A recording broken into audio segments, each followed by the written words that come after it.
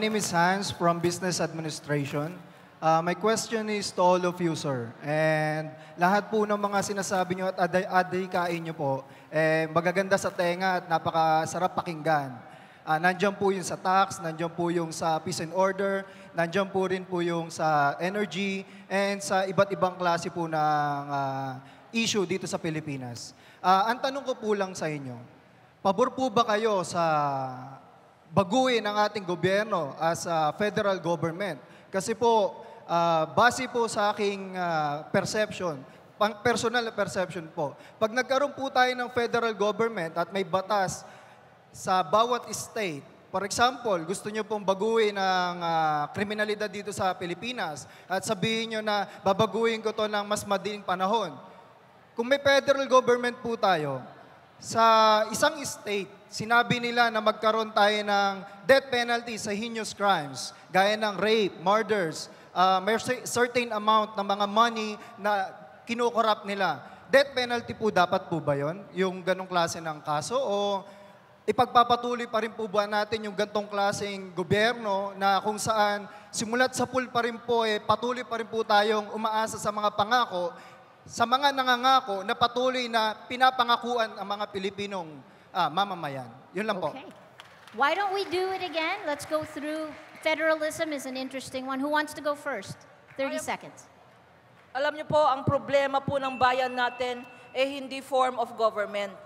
Miski na sabihin mo, federalismo ang gusto mo, o democracy, or unicameral, kasi napakahirap ng bicameral form of legislature, hindi po masusursunan ang problema ng bayan natin kung hindi mo papalitan yung sistema na 38 families control 90% of the country's wealth.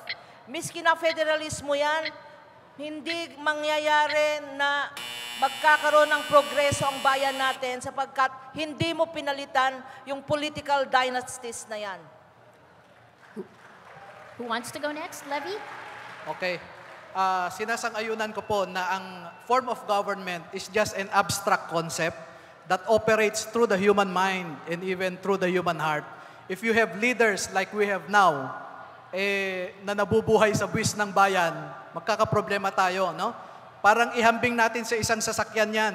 Kahit bago ang sasakyan mo, hindi ka makakarating sa patutunguhan mo kung yung driver ay loko-loko o tarantado.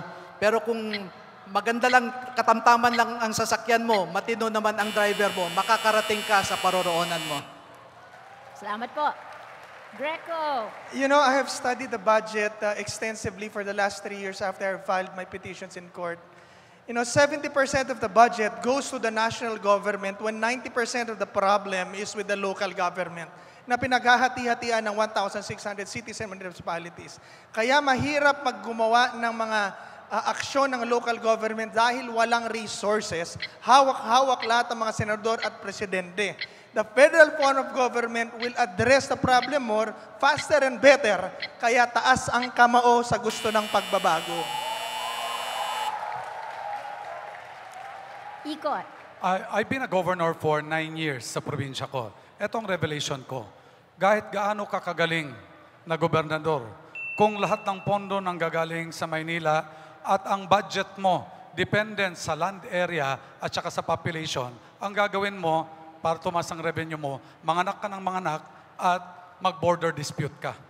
Pero kung meron tayong federalism or a form of federalism, kasi iba-ibang klase naman, na kung saan ang galing ng isang local government will bring your province or your region to the next level, then merong motivation. So to some extent, I am for it. Yes. Excellent.